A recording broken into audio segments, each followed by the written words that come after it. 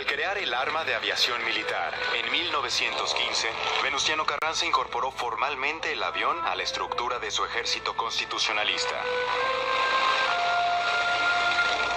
Desde entonces, la Fuerza Aérea Mexicana ha pugnado arduamente por mejorar su flota, por incrementar la capacidad de sus miembros y por estar a la altura de los grandes desafíos del país, como los desastres causados por fenómenos meteorológicos y el combate a la delincuencia organizada. Hoy, a un siglo de su fundación, la Fuerza Aérea Mexicana se encuentra mejor preparada para afrontar los nuevos escenarios de nuestro tiempo.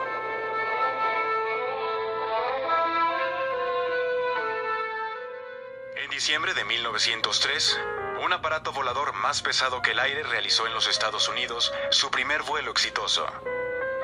A partir de entonces, la hazaña del avión Flyer, construido por los hermanos Orville y Wilbur Wright, mostró al mundo una nueva ruta en la tecnología aeronáutica. Esa noticia se esparció por todo el planeta y obviamente aquí en México causó sensación. Entusiasmado por el nuevo aeroplano, en enero de 1910, Alberto Braniff se convirtió en el primer piloto en volar uno de aquellos aparatos sobre el suelo mexicano. Alberto Braniff tenía antecedentes como aeronauta.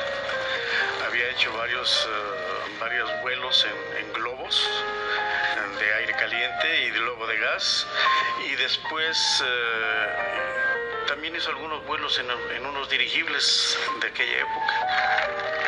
El 30 de noviembre de 1911, poco después de tomar posesión de su cargo, Francisco I. Madero asistió a la demostración de la Escuela de Aviación Moissan International en los llanos de Balbuena. Tras volar el avión de Perduzán junto al capitán George Diot, Madero se convirtió en el primer presidente de la historia en hacer uso de aquel artefacto.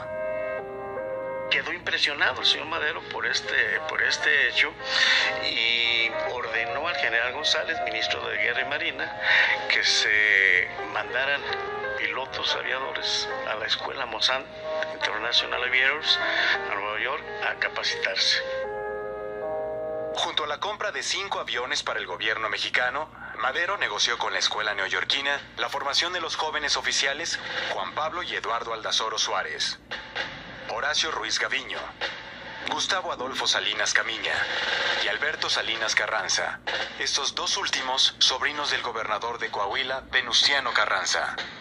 En 1912, la campaña del ejército contra las fuerzas del rebelde Pascual Orozco en el norte del país empleó 2 aviones Blériot 11 en tareas de reconocimiento. Al terminar febrero de 1913, un golpe militar consumado por el general Victoriano Huerta acabó con el gobierno maderista y con la vida del propio presidente Madero. Ante aquel atropello, la Revolución Constitucionalista, encabezada por el gobernador Venustiano Carranza, se propuso restaurar la legalidad perdida en manos del nuevo presidente Huerta. En la estrategia de los revolucionarios, el avión adquirió cada vez mayor importancia. Así lo demostró el biplano Sonora, el 30 de mayo de 1913, cuando sus bombas lograron desarticular la acción de algunos navíos federales que acechaban el puerto de Guaymas. Menos de un año después, el 14 de abril de 1914, la misma aeronave bombardeó eficazmente al cañonero federal Guerrero, en el puerto de Topolobampo, en un episodio reconocido como la primera batalla aeronaval de la historia. Topolobampo es un gran hito a nivel internacional, pues no solamente es el primer combate aeronaval en el mundo, sino que también representa el nacimiento del poder aéreo, pues en este caso el Sonora, una aeronave de apenas 500 kilogramos de peso, logra hacer huir a un buque de más de 1.600 toneladas, el Guerrero, potente buque armado con cañones de 100 milímetros, el cual no pudo hacer nada ante esta aeronave. Para agosto de 1914, los constitucionalistas habían derrotado al gobierno de Huerta y Carranza se estableció en la capital en su papel de encargado del poder ejecutivo. Pero la guerra civil estaba lejos de terminar. Tras un fallido intento por arreglar sus diferencias en la Convención de Aguascalientes, los revolucionarios se dividieron y Carranza trasladó su gobierno al puerto de Veracruz. Desde allí, el primer jefe del ejército constitucionalista ordenó el uso de aviones contra los nuevos enemigos villistas y zapatistas. En tan solo unos meses, los frágiles artefactos habían incorporado un arma letal, la ametralladora. Pero el ametrallamiento lo hacían virando sobre las tropas y causaban daños tremendos. Sobre todo que en los ejércitos en aquel entonces siempre estaban bien juntos, formaditos y no solamente avanzaban, sino que combatían en masa. Entonces, al pasar el avión y ametrallarlos, pues causaba bajas en todos lados. El 5 de febrero de 1915, Carranza expidió el acuerdo por el cual se creaba el arma de aviación militar, poniéndola bajo la jefatura del mayor Alberto Salinas Carranza, uno de aquellos oficiales que se había formado en la escuela Moissan de Nueva York. La creación del arma de aviación constituyó el origen histórico de la actual Fuerza Aérea Mexicana. El primer capítulo en la historia de la aviación militar de México había terminado.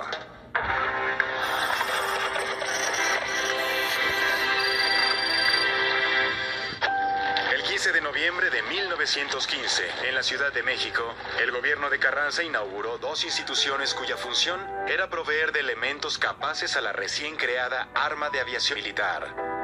La necesidad de formar más pilotos, la necesidad de formar más técnicos y mecánicos fue lo que dio como resultado dos instituciones que hasta la fecha siguen funcionando en la Fuerza Aérea Mexicana: la Escuela Militar de Aviación y los talleres nacionales de construcciones aeronáuticas, que ahora son el cuarto escalón de mantenimiento. Durante aquella época, los talleres construyeron aviones de gran calidad, bajo el mando del ingeniero mexicano Juan Guillermo Villasana y de su colega italiano Francesco Santarini. Asimismo, fue notable la factura de motores como el Aztatl y México SS, y la famosa hélice Anáhuac, que fue exportada a diferentes lugares del mundo. Pero el proyecto aeronáutico del presidente Carranza no duró mucho tiempo. En mayo de 1920, una insurrección militar encabezada por el general Obregón obligó a Carranza a abandonar con su gobierno la capital mexicana. A diferencia de otros cuerpos del ejército que traicionaron la causa del gobierno, los pilotos del arma de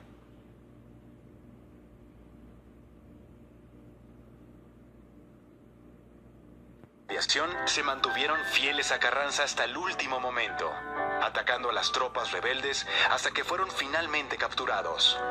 Los aviadores dieron un gran ejemplo de lealtad a las instituciones, pues en este caso, una vez que fueron capturados y no obstante ser amenazados de muerte, se mantuvieron siempre leales al bando de la legalidad. Bajo el mando de Obregón, el ímpetu nacionalista de los talleres de construcciones aeronáuticas decayó, dando paso a la adquisición de aparatos extranjeros de gran calidad y a buen precio. Empezaron a llegar los aviones bimotores de bombardeos, saldos de la Primera Guerra Mundial, ¿verdad? Empezaron a llegar aviones todos ingleses, también comprados a saldos también de la Primera de Havilland. Llegaron también los Hanriot y varios tipos de aviones más modernos, todos desechos de la Primera Guerra Mundial y muy baratos. Entonces se compraron en buen número. El reforzamiento de la flota no fue casual. Respondió a la necesidad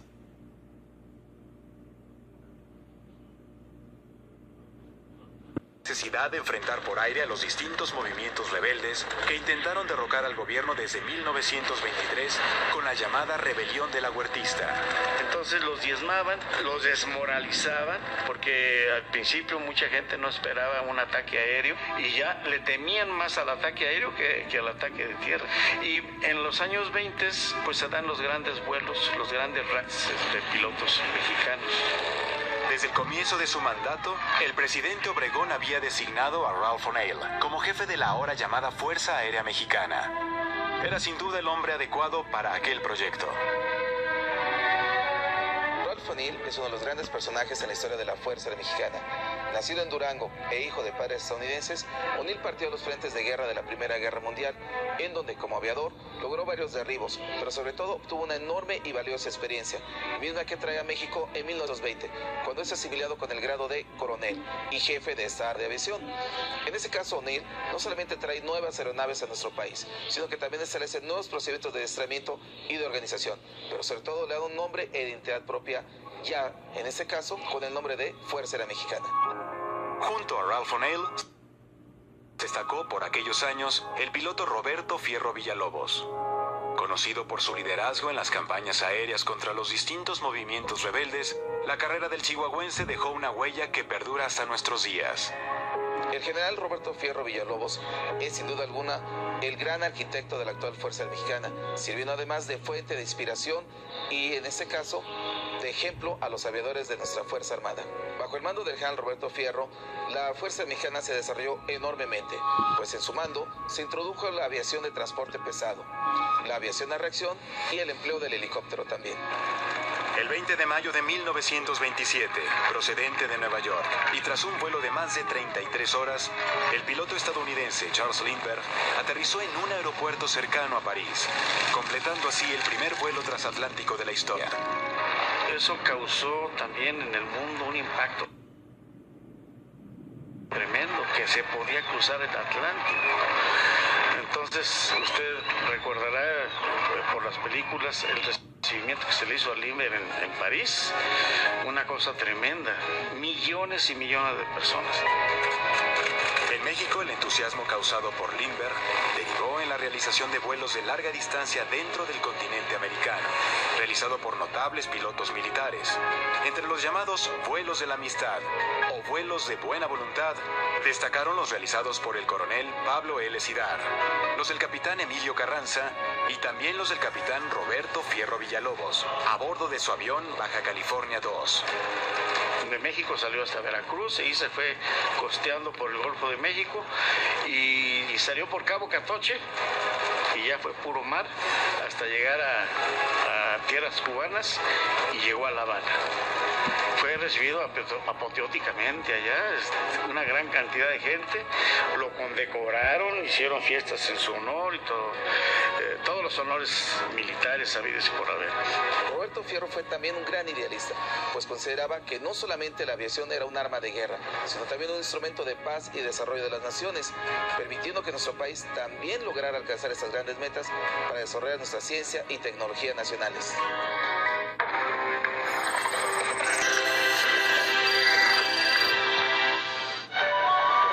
Reunido en esta capital el viernes 22 del corriente, que a partir de esa fecha existe un estado de guerra entre nuestro país, Alemania, Italia y Japón. El 22 de mayo de 1932, el presidente Manuel Ávila Camacho declaró la guerra a Alemania, Italia y Japón como resultado del hundimiento de las embarcaciones Potrero del Llano y Faja de Oro por parte de submarinos alemanes. Así, con entrada de México a la Segunda Guerra Mundial, la aviación militar se vio impulsada hacia nuevos desafíos en una estrecha alianza con los Estados Unidos. Ante la amenaza de nuevos ataques por parte de las potencias del eje, las tareas de reconocimiento se volvieron indispensables. El hecho de que Estados Unidos entrara a la guerra fuera el ataque a Pearl Harbor. Y si podían llegar a Pearl Harbor, no era nada remoto que llegaran a las costas de Estados Unidos y a las costas mexicanas. Entonces sí se patrullaba todo eso, precisamente como parte de las acciones de guerra que llevaba a cabo nuestro país. En julio de 1944, el gobierno ordenó la creación de un grupo de perfeccionamiento que sería enviado a los Estados Unidos a fin de que actualizara sus conocimientos en materia aeronáutica. El grupo, conformado por 299 hombres, incluía a los mejores pilotos, mecánicos, técnicos en armamento y expertos en electrónica provenientes de la clase militar en todo el país. Los pilotos, en particular, recibieron un entrenamiento intensivo en territorio estadounidense con miras a su participación en los combates. Ahí se adecuaron su entrenamiento entre el avión que normalmente ellos venían volando, era el avión AT-6, nosotros lo conocemos como Tejano, y entraron de lleno ya un avión más potente, más preparado, blindado, que tenía cañones, tenía ametralladoras, podía tirar bien bombas, que es el avión P-47 Thunderbolt. En diciembre de 1944, el gobierno autorizó que los cuadros preparados en el país del norte recibieran el nombre de Fuerza Aérea Expedicionaria Mexicana. Del grupo de perfeccionamiento aeronáutico, se eligió entonces a un equipo selecto de 30 pilotos, que integraron el Escuadrón de Pelea 201 al mando de aviones P-47 Thunderbolt. Su escenario de combate se conoció de inmediato, las Islas Filipinas, defendidas por el ejército japonés en el Teatro de Operaciones del Pacífico. Tuvieron una participación muy destacada porque en un lapso de 10 semanas llevaron a cabo muchas misiones de combate, volaron de hecho más de 1900 horas de vuelo de combate, 96 misiones en las que pusieron fuera de combate a prácticamente 30,000 japoneses. Creo que fue una participación destacada. Al término de la guerra, los pilotos mexicanos retornaron a los Estados Unidos y, concluida su responsabilidad, emprendieron un largo viaje por tierra hasta la capital de la República. Se vinieron lo que es la línea férrea del Paso, Matehuala, San Luis Potosí, Zacatecas, en donde quiera que llegaban, eran unos recibimientos, olvídese. Cohetes, serpentinas, castillos, y el recibimiento fue tremendo. Hasta el día 18 dijeron apresúrense porque el día 20 hay desfile de la revolución. Entonces apresuraron la llegada a México para el 18 de noviembre. Y también el recibimiento en la Ciudad de México fue, el tren no podía avanzar de la cantidad de gente que había, hasta que llegaron a Buenavista, de ahí en carros y todo hasta el Zócalo. Y los recibió el señor presidente. La aviación militar se fortaleció institucionalmente en el contexto de aquella guerra, aunque desde los años 20 el arma de aviación fue conocida informalmente como Fuerza Aérea Mexicana. No fue sino hasta el 10 de febrero de 1944 cuando adquirió constitucionalmente ese rango. El nombre de Fuerza Mexicana fue un gran reconocimiento, pues en este caso fue reconocernos como una fuerza armada. Al igual que el ejército mexicano, que defiende a nuestro pueblo en tierra, la Armada de México en los mares y costas, la Fuerza Mexicana es la responsable de defender la seguridad e integridad de nuestro espacio aéreo nacional. Tras su brillante participación en la Guerra Mundial y fortalecida desde su mismo ordenamiento jurídico, la Fuerza Aérea Mexicana enfrentaría nuevos desafíos en la segunda mitad del siglo XX.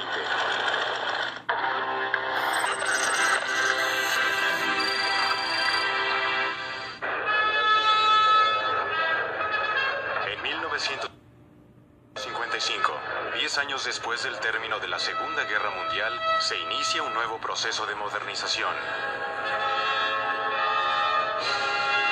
En abril de aquel año, el presidente Adolfo Ruiz Cortines nombró jefe de la Fuerza Aérea Mexicana al general Alfonso Cruz Rivera. Se trataba de un experimentado piloto de 50 años que había cumplido un papel fundamental en la desarticulación de los movimientos rebeldes contra el gobierno desde los tiempos del presidente Obregón.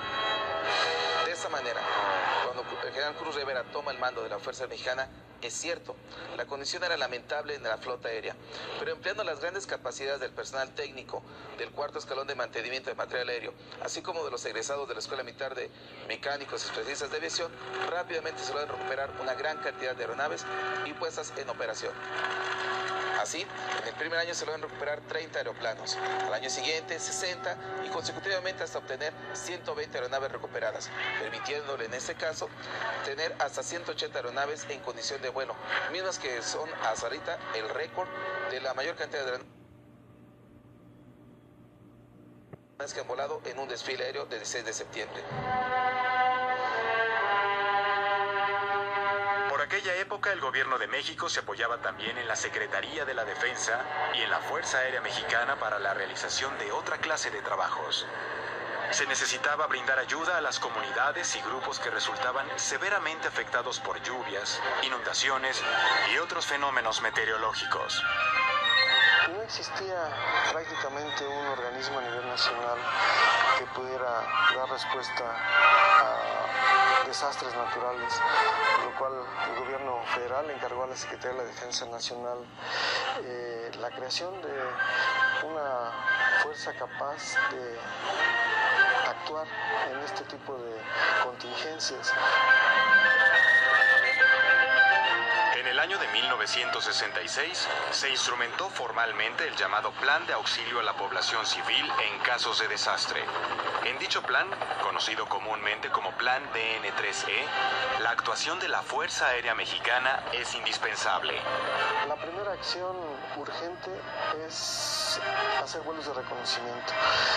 Estos se pueden realizar con helicópteros o con algunas aeronaves ligeras para hacer una evaluación de los daños, ver qué parte de las poblaciones son más afectadas.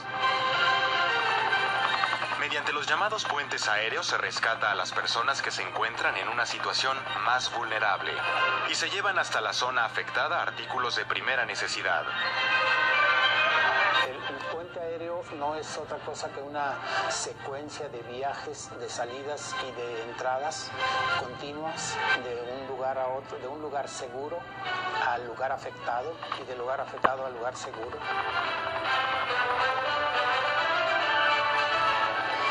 Durante años, la Fuerza Aérea Mexicana ha desempeñado un papel central en el alivio de algunas situaciones críticas como las provocadas por los sismos de 1985, las inundaciones de Chiapas en 1998, el huracán Vilma en 2005 o las inundaciones de Guerrero en 2013.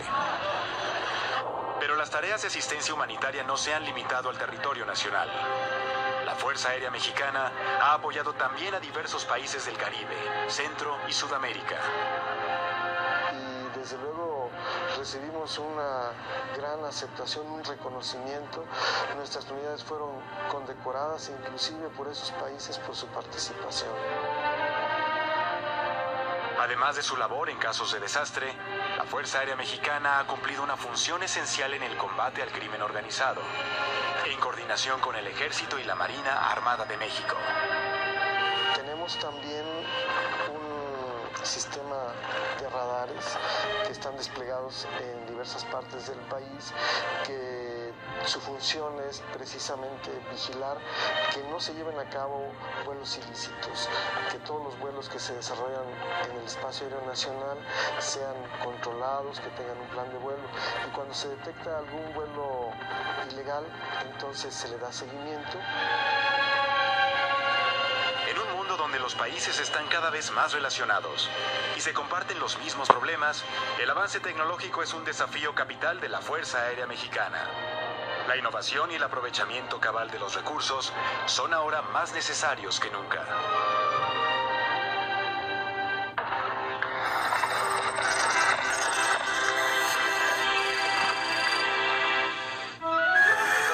A través de los años, ciertas aeronaves se volvieron representativas de las distintas etapas en la historia de nuestra aviación militar. Cuando hablamos de aeronaves icónicas en la historia de la Fuerza Mexicana, debemos de citar la primera de ellas, el Kenter Moisant. En este caso, una aeronave estadounidense, de la cual los primeros 3 ejemplares fueron empleados en la flotilla del Ejército Posicionalista en 1914. Y ya en 1915 fue la primera aeronave del Arma de Aviación Militar. Cabe citar que precisamente una de estas, al resultar dañada y ser reconstruida, sirvió de ejemplar para ser modificado y crear el primer biplano TNCA Serie A. Esto quiere decir Talleres Nacionales de Construcciones Aeronáuticas de Valbuena, Ciudad de México, el primer aeroplano mexicano. En 1920 es adquirido el biplano Farman F-50BN2, llamado extraoficialmente el Elefante. Esta enorme aeronave de madera y de tela de 2 motores fue en realidad el primer bombardero de la Fuerza Mexicana, pues podía llevar en ese entonces la fabulosa carga de 800 kilogramos de bombas. No solamente hablemos de capacidades técnicas, sino también de la belleza de la aeronave como tal. Siendo así, en este caso, el Ryan STM-1, una de las aeronaves más hermosas en la historia de la Fuerza Mexicana. Una aeronave construida en aluminio, monoplano, muy veloz y maniobrable, que fue empleado en la Escuela Militar de Aviación a finales de los años 30. La Segunda Guerra Mundial marcó la década de 1940, que se distinguió por el uso de aeronaves modernas para tareas de reconocimiento, ametrallamiento y bombardeo. A grado de leyenda, hablemos del North American AT-6 Stetson, un avión empleado desde 1942 inicialmente en misiones de patrulla y vigilancia costera durante la Segunda Guerra Mundial, pero del cual se llegaron a emplear hasta 139 ejemplares, los cuales volaron hasta por 40 años en la Escuela Militar de Aviación. Y Indudablemente uno de los aviones más potentes con los que ha contado la Fuerza Mexicana es el Douglas A-24B Banshee, un bombardero en picada, el cual podía lanzar hasta 3 bombas de 500 y de 1000 libras. Cabe citar que el Banshee, al momento de lanzarse en picada, accionaba una sirena, la cual destrozaba los nervios de los artilleros aéreos a los cuales atacaba. El avión más potente de pelea bombardeo en la Segunda Guerra Mundial fue el P-47D Thunderbolt, misma aeronave que empleó el Escuadrón de Caza 201 de la Fuerza Expedicionaria en Filipinas y que también nuestra Fuerza Aérea utilizó para la defensa de su espacio aéreo nacional hasta principios de los años 60.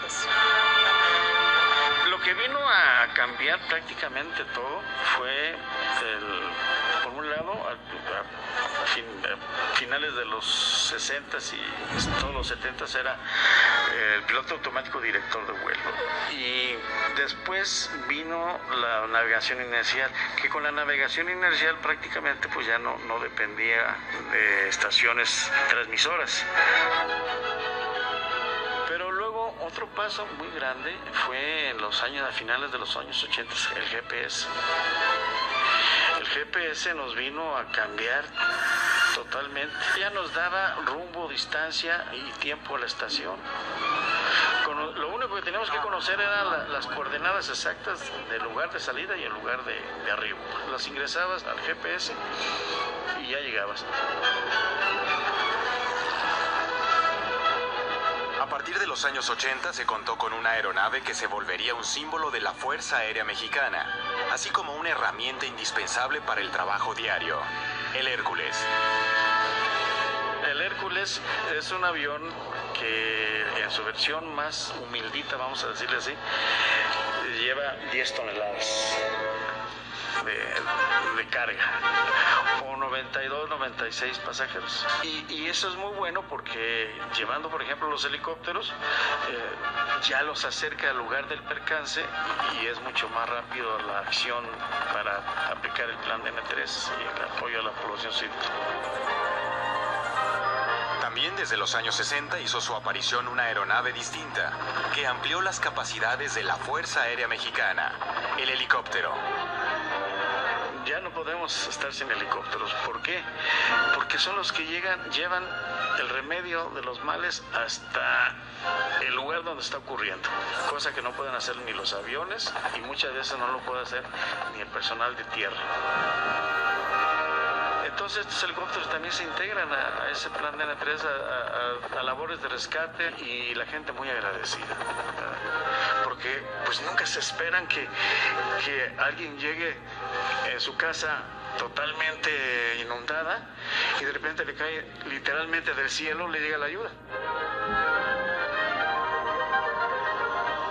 La modernización de nuestra Fuerza Armada, sin embargo, no se ha limitado a la adquisición de aeronaves de gran calidad.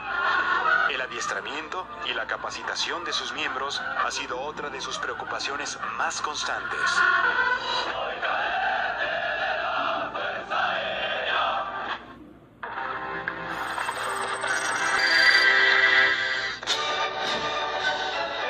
En noviembre de 1915, el gobierno de Venustiano Carranza fundó la Escuela Nacional de Aviación, con el fin de preparar pilotos y mecánicos para la recién creada Arma de Aviación Militar. Le quitaban los calzos y salía el avión, empezaba a moverse, ¿verdad? Y luego iban acelerando, le dejaban que acelerara a determinada potencia y le gritaba el instructor que iba corriendo al lado a veces iban en carro, a veces iban corriendo, ahora acelera, ahora desacelera, ahora esto, ahora lo otro, y jala el bastón hacia atrás y se levantaba el avión. Ahora suéltalo, ya se volvía a posar el avión. En 1959, el general Roberto Salido Beltrán impulsó la mayor reforma educativa en la historia de la Fuerza Aérea Mexicana, al integrar las distintas escuelas en una sola institución que se llamó el Colegio del Aire. El Colegio del Aire, ubicado en Zapopan, Jalisco, está compuesto por las escuelas militares de aviación, de mantenimiento y abastecimiento y de especialistas de Fuerza Aérea, todas ellas a nivel de licenciatura. Por lo que toca a la Escuela de Especialistas, ofrece las licenciaturas en Meteorología y en Control de Vuelos. prácticamente estamos estrenando las instalaciones del Colegio del Aire. Fue sujeto a unos trabajos de remodelación en parte de sus instalaciones y hay edificaciones nuevas. Hay laboratorios que son muy particulares de la Fuerza Aérea, en los cuales, por ejemplo, pueden practicar los estudiantes de la carrera de meteorología con estaciones meteorológicas, simulando situaciones que van a encontrar en la vida real con fenómenos meteorológicos y cómo poderlos identificar y poderlos describir. Dentro de la escuela de especialistas, además de los meteorólogos, destacan los controladores de vuelos. Como controlador de vuelo prestamos un servicio de acuerdo a varias áreas.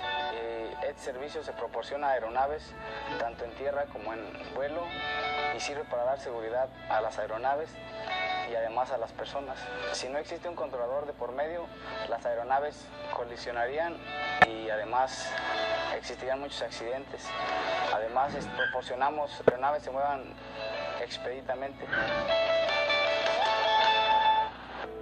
En cuanto a la Escuela Militar de Mantenimiento y Abastecimiento, su función es la de proveer los materiales necesarios para el buen funcionamiento de las aeronaves, así como la de capacitar a los mecánicos especializados en ellas.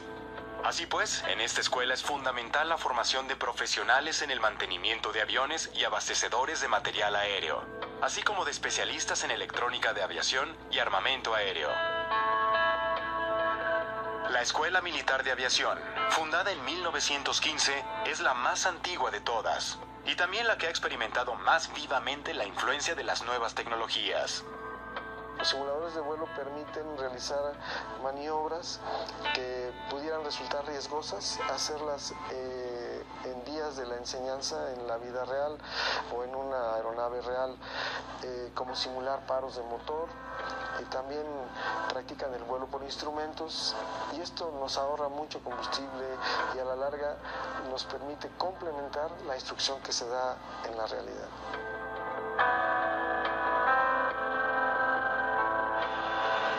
La modernización del Colegio del Aire no se reduce a sus nuevas instalaciones o a la adopción de tecnologías de vanguardia. Se percibe también en la política de equidad de género, que ha otorgado a las mujeres la posibilidad de cursar cualquier especialidad del colegio.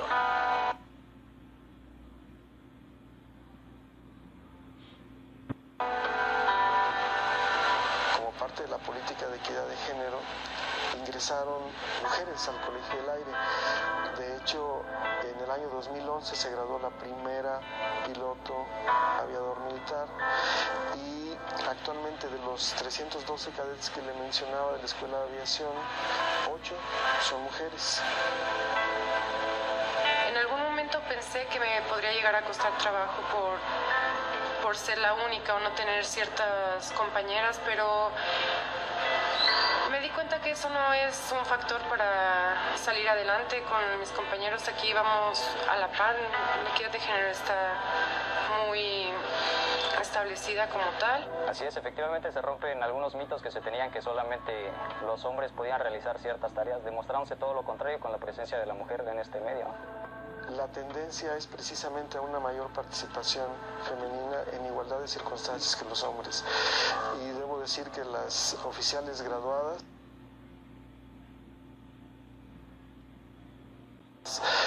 ahora del Colegio del Aire tienen la misma capacidad y participan igual que los hombres en todas las actividades.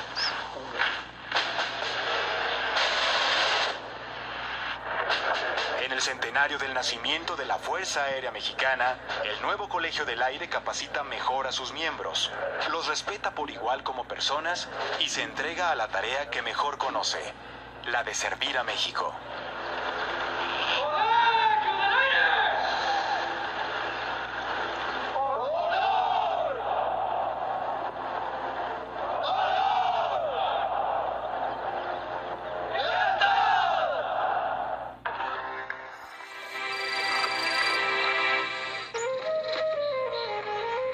A través del tiempo, la Fuerza Aérea Mexicana ha mantenido una disposición constante para mejorar los servicios que presta a la población, tanto en casos de desastre como en el combate a la delincuencia organizada. Para preservar la seguridad de los mexicanos, la Fuerza Aérea Mexicana debe cuidar y actualizar en lo posible su principal herramienta de trabajo, la flota aeronáutica. Hoy en día estamos en un momento en que se está llevando a cabo una renovación del material aéreo. Es una modernización, tanto la aviación de ala fija, los aviones como los helicópteros están siendo objeto de una renovación. Se está adquiriendo material nuevo para suplir precisamente ese material que ya tiene sus horas de vuelo.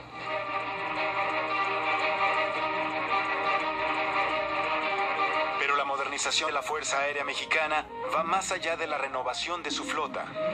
Involucra también la formación de personal capacitado en todos los frentes. En sus instalaciones del Colegio del Aire, la Fuerza Armada ha emprendido una renovación del sistema educativo militar con base en una mejora sustancial de los planes de estudio, la introducción de tecnología vanguardista y un respeto escrupuloso a la igualdad de género. El pueblo de México sabe que nosotros, integrantes de las Fuerzas Armadas y en particular de la Fuerza Aérea Mexicana, pues somos del pueblo y es nuestra gente, somos gente. En ese aspecto no tenemos mayor queja. La aceptación de personal de Fuerza Aérea en los diferentes núcleos de la sociedad es totalmente abierta y bien aceptada. Para mí la Fuerza Aérea Mexicana significó un gran paso. Mi familia, todos nosotros somos de origen humilde. Luego, entonces, pues imagínense una beca, lograr una beca para estudiar la carrera que a mí me encantaba, me gusta. Pues caray, significó todo para mi familia, para todos. Pugnamos por ser cada día mejores, por responder de la mejor manera a las exigencias del país, por cumplir nuestras misiones de la mejor manera, por tener gente bien preparada, gente constantemente adiestrada, elevar el nivel de nuestros pilotos, de nuestros especialistas. En los últimos años, la admiración de los mexicanos hacia esta Fuerza Armada se ha manifestado en la gran aceptación que han tenido las demostraciones aéreas, y especialmente los eventos denominados la Gran Fuerza de México, verificados en la Base Aérea Militar número 1 en Santa Lucía, Estado de México. Este tipo de actividades tienen la intención de tener un mayor acercamiento entre las Fuerzas Armadas y la población civil. Con este tipo de actividad la gente tiene la oportunidad de interactuar más con los integrantes, en este caso de la Fuerza Aérea. Van como si fueran de día de campo, llevan sus tortas, sus bebidas, y los niños van entusiasmados, inclusive a veces con ropa tipo chamarras de aviación, con sus lentes, en fin. Sentimos que hay una gran aceptación y admiración por parte de la población hacia la Fuerza Aérea y pretendemos nosotros corresponder de esa manera, enseñándoles qué es lo que hacemos.